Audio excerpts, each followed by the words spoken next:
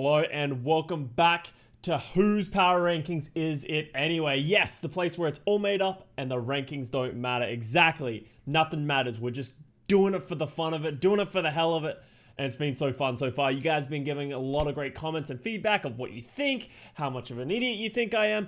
A lot of you have had a problem with how it's being ranked, like S plus S. I didn't set this up. Honestly, this is just how it came. It could be XYZ for all I care. So it doesn't really matter what the letters say for the most part. The order in which it is more important. So we're just going to keep it how it is. I understand it might confuse some of you, but I actually think S plus is actually kind of suitable for a lot of teams in the Overwatch League and the teams that we're going to see at the very top, because, you know, when you start talking about your Shocks, start talking about your Shanghai Dragons, S plus is somewhat on par for what they deserve. So we are going back to the East this time for the A rankings. So the last video we had Florida Mayhem, Atlanta Reign, and Toronto Defiant coming at the A tier for the West. But for the East, we're going to be moving it in from there. And from there, we need to start with the Guangzhou Charge, I think. Guangzhou are a team that I think have made a lot of great additions. I don't think the team really got a whole lot better than they did last season. I think there's a lot of like side grades and stuff like that, but I actually really like it. I think the team will probably be more consistent than we've seen. They have a couple of rookies, they have a couple of veterans coming in, but I'm excited to see how they do because there is sort of like a little bit of a mix. So let's have a look at that and see what I mean. So looking at the consistent factors that we saw from last season, and honestly, since the beginning, we have Eileen, Rio, and Krong staying on the lineup from last season. We are picking up a completely new support lineup in Karib and Mandu, which I really like. We haven't seen a whole lot of Mandu from the MYXL, just playing under Animo, never really got given a lot of time. Honestly, I'm excited to see him step into this primary role. We saw him play the Brig a lot in the Nexus Cup Invitational that happened with a couple of the Eastern teams, and Mandu looked very good. Honestly, very strong, very consistent. And then Karib is my boy. We all love Karib, or at least I love Karib. Phenomenal Ana player, very smart player, and sometimes he just lights the world on fire, and I think Guangzhou is going to need that factor from him moving forward. So I'm excited to see my boy Karib step into I would say more of an Eastern region team. He's been on a Western team since the beginning of the Overwatch League, even before that. So I'm excited to see him sort of more in his element, playing out of the Eastern region as well. So excited for that. But let's talk about the other DPS players that they picked up. So they picked up Kaylee and Choicer One. So Kaylee is a Chinese player who we watched a lot of. Kaylee's aim is actually insane. It looks like it is, from what we've seen from the initial impressions, it looks like it is up there and on par with some of the best that we have within the Overwatch League. My biggest concern that we saw in the Nexus Cup, obviously they haven't been practicing much, but he was just lost a lot of the time, getting isolated a lot, not within range of the supports, just not getting the help he needs. And I assume that's just either a language barrier or just not enough practice. So hopefully if they can fill in and fix that issue, Kaylee is someone to be afraid of if you are a hit scan player, playing against the Guangzhou Charge. Choicer One, we didn't see a whole lot of. We saw a lot of Echo coming up. I don't know a whole lot about him outside of this. He originally came from, don't want to get this wrong, came from Element Mystic. So he is, one of those players that's been around for a very long time playing for these things. Like Chengdu Panthera from 2018, Element Mystic these days, has a pretty illustrious career, and he looks very good on that flex DPS, and I think is actually going to really fill this role.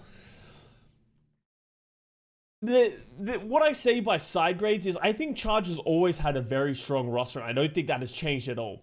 The only difference I think coming to the season, and the reason they're not high, is just they have a lot of rookies and a lot of people that don't have a ton of experience within the league. Obviously, you got your Rios, your Eileens, your Karibs, your Krongs. But, we haven't seen as much from the rest of the roster. So I'm going to need to see them to step up if I'm really going to put this Charge team further up, in the future of the league. I do want to talk about some special mentions as well. We have Rio and Jihan being the tanks, the main tanks. We actually got to see and get a glimpse of what they're going to do from the Nexus Cup. Seems like Jihan is going to come in and be the wrecking ball player. He had some phenomenal tech, has obviously been grinding the crap out of it. since this offseason, and that's what they want to put him in the role. And I really like that. When you're going to have two main tanks, have a pretty distinct definition of who's going to play where. Jihan's going to play that ball, but for the most part, Rio's going to play everything else. And I actually really like that decision. Rio has been a very solid, kind of under the radar main tank. He's always been consistent and always been good for the charge. But Jihan is that backup, recognizing maybe a hole in that main tank role. I'm excited to see that. And your boy Krong, who, Reddit, I see you guys have been hyping this guy forever, and deservedly so. He was phenomenal in the Sigma last season, and he has been a consistent, strong player for the Charge. And I think a lot of people are looking at him to really turn this Charge into that next level, because he's just kind of cracked and jacked. So big by Krong. I like the roster as a whole. I think it's solid. As I said, that is why they are in the A. There is definitely more potential, I think, for this team to move up than it is for them to move down. I actually don't see them going down anywhere, but I think the potential for them to sort of exceed everyone's expectations is definitely there. So I'm excited for this team and to see what they have. For head coaches, we have Arachne, Damon, and Neko. Wait, is this Neko the player? I didn't know Neko was... interesting. That is interesting. So he's going to be an assistant coach. I do like players going coaches, because I think they can connect with players in a way that sometimes coaches who just have never played at this level can. So that's a cool addition as well. So I actually really like that lineup. I think it's going to be a really cool coaching. As I said, I think that's the 3-coach sweet spot. They have a data analyst. I'm excited for this team and excited to see what Charge are going to pull out. So with that done, we need to move on to the next team, and the next team is going to be the Chengdu Hunters. And I think some people think Chengdu should be lower, just because Chengdu's never really lived up to the expectations that anybody's really wanted as a fully Chinese roster. But I think if there was a season that Chengdu was going to sort of do the Chinese region proud, this would be the year. I think they have the most stacked roster that they've ever had. Historically, they've had a lot of Chinese players, but some of them had, just haven't really been up to scratch. But I think with the additions that they've made, I think that's what we're going to see. We're going to see a much better team. So let's go through it, because this is one of the few rosters. I think it's a 12-man roster. 11-man roster? Yeah, okay. So 11-man roster is where we ended up. So let's look at what we got. So we got Yveltal coming in as just a classic player. I really like Yveltal on this team. I think his Mercy is insane. But for that exact reason, that's why I'm glad we have some more other supports coming in. So let's start with that, actually. Let's start with support. So we have Yveltal, who is a tried and true Chengdu Hunter that we've all seen. Nisha is the person who's going to be coming up to, so I would sort of say play the Lucio for this team. So he's been playing Billy Gaming, and I think we'll see him play the Lucio, the Brig. I think Yveltal will come in to play that Mercy, but other than a Mercy meta, I think we'll probably see Nisha. He's been playing for Billy Gaming, has been around for a while, obviously had a very successful career within the Chinese region. So that is who is going to be sort of trading time with Yveltal. And then 1987 as the flex support coming from Team CC. I watched a VOD of this guy. He's so good. 1987 is, in my opinion, one of the better flex supports coming back into this league. Really going to prove it for the Chinese region that he can keep up with the best flex supports that we have within this league. So I'm excited to see 1987 play. Zen, his Ana, all the important things that you need from a flex support, I think he has, and he has the mechanics to keep up. So, in my opinion, other than really Molly, I've never been super impressed with everything that we've seen from this team, because there's, at least from their support lineup, they've always been, Yveltal's had a great Mercy, but it never feels like they had that pop-off potential other than Molly. So I'm excited to see if these new players are going to breathe new life into this Chengdu Hunters support lineup. Okay. Let's go into the DPS, because we got a lot of really cool pieces here. Obviously, you got Jinmu and Leave, which is, I think a lot of people would say a very good DPS duo. And I think this is probably a lot of what we'll see. Jinmu on this flex DPS, I don't know. He just plays Pharah and Doomfist like he just doesn't miss. He just does so much work. Even when we see him on that Genji, Jinmu's just incredible. Honestly, I really like Jinmu as a player. Glad to see him coming back. Leave as well, picking up that more of that hit scan tracer role, and just also the flexibility that he has. As you said, there's not a whole lot of top tier hit scans that can play these Doomfist Genjis when needed. I don't think we'll see that much from him this season with the other players on the roster, but happy to see it. Okay, so now we need to look at the new additions coming into this team as well. We got Jimmy, Jerry's evil twin, who also plays hit scan. So who's going to be better, Jimmy, Jerry? Don't really know. I haven't really seen a whole lot of Jimmy. He's coming from Ultra Prime Academy. I don't really know these players from the lower end of the Chinese region. So, I didn't know much about Jerry either. And now I love Jerry. So I probably love Jimmy as well. So I'm excited to see that matchup come up further. And then we have Kaneki, who is coming from Team Cat as well, which is cool. I had a good laugh at Team Cat very recently. But just more playing that Tracer, Farah. Like, I think they just have a really good flexibility type thing going for them with the 4 DPS that they have. I think Jimmu and Lee would be probably their tried and true staple, but having that flexibility of Kaneki and Jimmy, just having that those alternatives is going to be really big for them.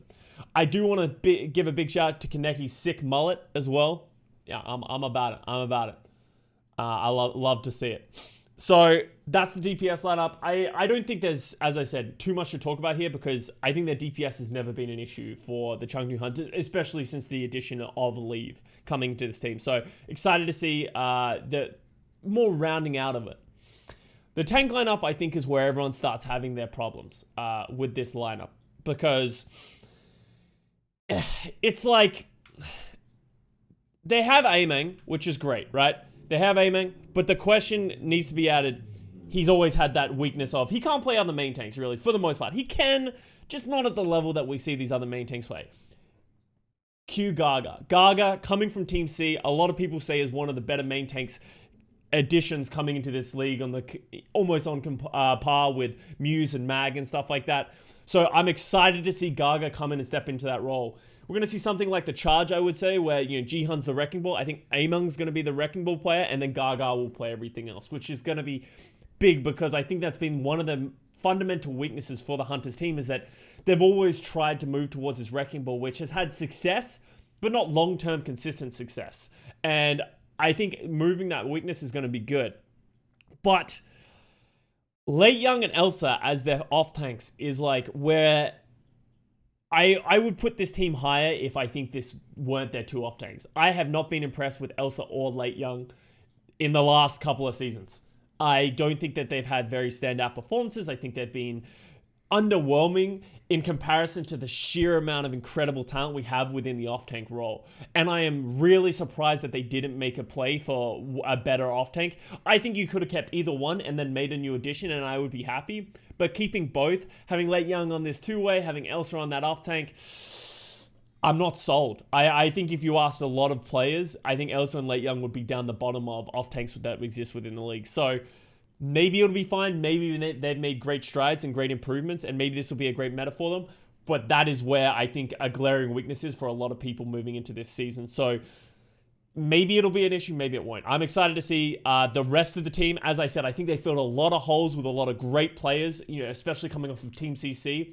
So that is what we're all looking forward to moving to the season for Chengdu Hunters. And hopefully they don't fall short like we've always seen them. I think they've been bottom of the APAC region or like in that sort of like, Eastern teams. They've always been the bottom. So maybe they can break that mold. For coaches, they have Rui. I think their coaches had like a pretty back and forth season of like they had a lot of drama of just a lot of different things happening. They made a lot of changes towards the end of the season, but they have Rui coming back, Creed and Yazi. I honestly don't know much about the Chinese coaches if I'm just being honest. So, but 3 coaches, I'm excited to see what they can do. And that is it. We are going into the last team that's going to be from the East. I think it's pretty obvious who it's going to be. I think some people would say Seoul Dynasty could potential because of the ups and downs and, the players that they have. But I will always believe in profit. So that's why I think the Hangzhou Spark is going down here. And this is another team that's made a lot of great additions coming into this season. So it's going back to the idea of, is the team and their rookies coming into the league and the lack of experience going to cost them, or are they going to be able to thrive off of that? And we've seen 2 different sides of that coin. So let's start with all the DPS line. We'll just go through all the roles because this is a team that actually has 12 players. So Takeyaki's down here, just in case you missed that. Love Takeyaki's name. I love Takoyaki. So let's start with DPS though.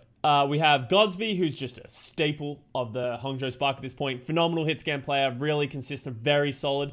I don't think he's on the level of like what we looked at as like your Arnses or in your, my opinion, the KSPs or like just the people who are like robots on hit scan. But Godsby, if you brought Godsby into a hit scan duel, I don't think anyone's going to be upset about that. So excited to see him making a return for the Spark.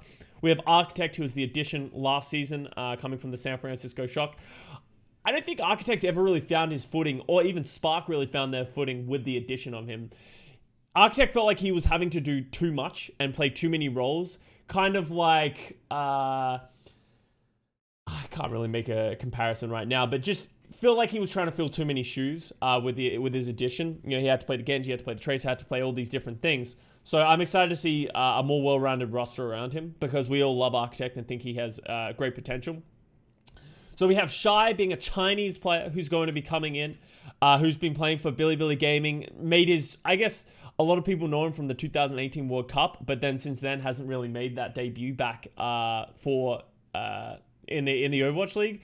Phenomenal hit scan player. I think a lot of people are really interested to see him perform. A lot of people were surprised, I think, that he wasn't picked up last season, but I think this is a great time for him to step in. I think in a world where you don't want Godsby to play that hit scan or, just healthy competition. As I said, if Godsby and Shy can play against each other, maybe one of them will be able to rise to the top and, be able to compete with the best hit scans in the world. And last one is Somin Su, which is kind of an interesting one for a lot of people because a lot of people who follow the Overwatch League, but not a lot of Korean contenders, don't know Somin Su as a DPS player. We all just think of him and his Xayah.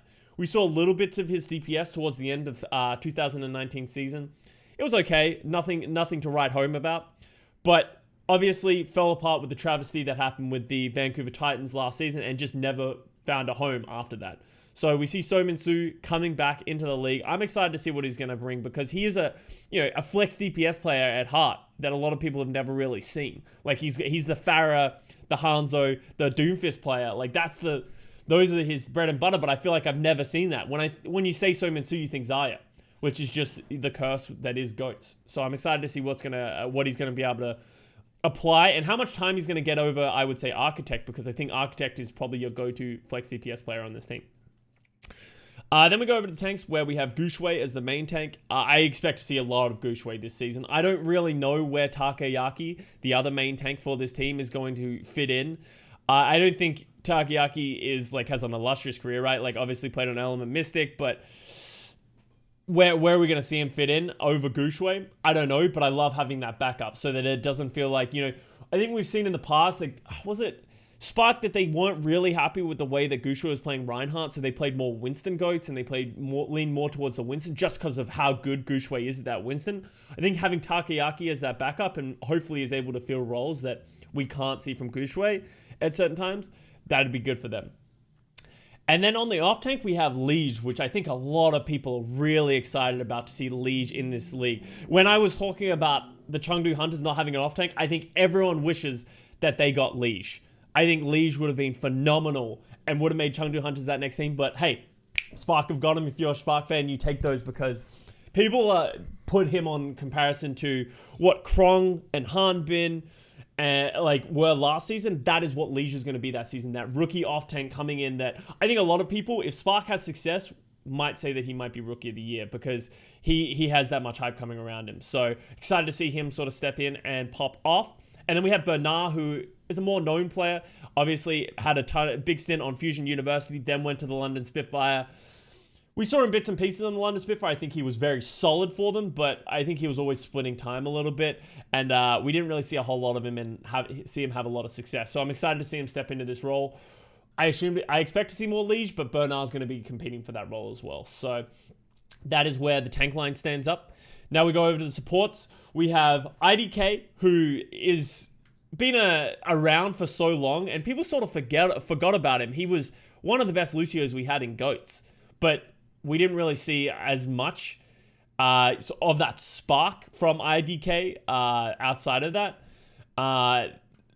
Then we have Coldest coming in, who I've played against this guy for fucking ever. Like, I played against this guy in 2017. I think I remember, like, just in World Cups, in trials, and all that kind of stuff. This guy's just been an incredible flex support for such a for such a long time. Sorry, and I'm excited to see him get more playtime coming into this season. And then we have Mika as the other flex support. Main support is what I mean.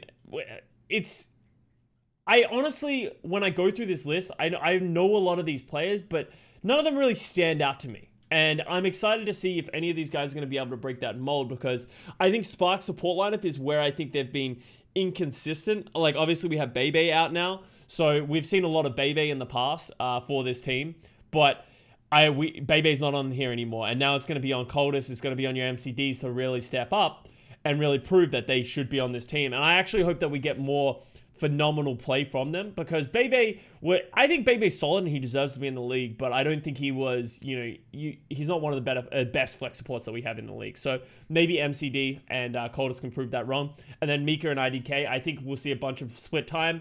Maybe Mika more for the Briggs and the Mercies, and IDK just coming in as that Lucio player. I don't know. We'll see. Spark have to figure that out. 12-man rosters are always hard. I think it's always hard to keep players motivated, because you have 12 players, but you can only play 6. So they have 2 of every role.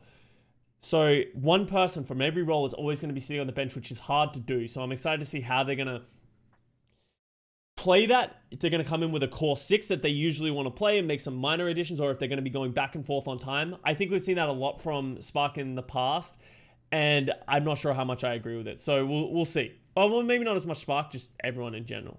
So looking at the coaches, we got Pajon, who's just, has been around forever. Like, known mostly for the Vancouver Titans, was a Fusion University coach back in the time. A lot of people talk a lot of good things about him. Obviously, the Vancouver Titans sort of imploded, and we don't really know what the role of that is. But he's been around for a while, so he's going to be the head coach remaining for that. And then U4 and Andante, which I honestly don't know too much about. So the coaching structure is there, at least with the 3 coaches, and they have it all. Yeah, it's kind of interesting how you see that, where I think Eastern teams are more likely to have more coaches and put more emphasis on that coaching role, compared to Western teams, which seem to have a lot more of just two coach setups, more team run, team orientated coaching styles. So we'll see how that pays out for these Eastern teams. I think the track record speaks for itself. So that's it. That is where we're going to end up with the A tier. So obviously we have a lot of middle heavy. I think the most important thing here is that I think any of these teams can go up and even down at any point. This is sort of like the middle of the pack teams, where it's like, we just have to wait and see. There's a lot of new additions, but theoretically on paper, they have a lot of great talent. So that's it for the A talent. I hope you guys enjoyed that. We will be going on to the S tier. Okay, thank you for knocking that down. We will be going on to the S tier coming very soon. And we'll be able to see who is going to be the cream of the crop heading into this year. What do we have? 7 teams left. And I think you look at these and I think you can understand and make a good picture of where everything's going to fall. But I'm excited to break it down for you guys. So much love. Thank you very much for watching. Tell me how much you hate me and all my predictions in the comments, and anything else you want to talk about. I really appreciate seeing what you guys have to say, and especially when I get things wrong. So much love. Thank you very much for watching, and I'll see you guys soon.